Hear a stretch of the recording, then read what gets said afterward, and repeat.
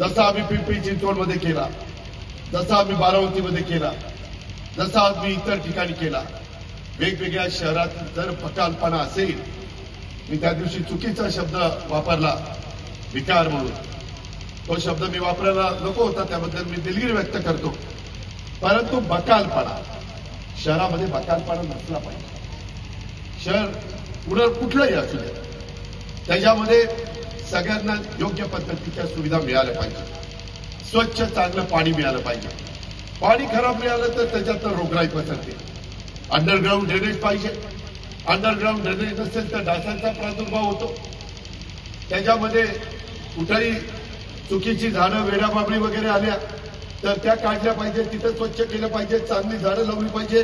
देशी झाडं लावली पाहिजे. ते करता येतं. वेगवेगळ्या योजना आहेत. राज्यांनी पण यंदा काही लाख झाडं लावायचा कार्यक्रम घेतला. आम्ही आता पुढच्या वर्षीपासून काही कोटी झाडं लावायचा कार्यक्रम त्या ठिकाणी घेतोय.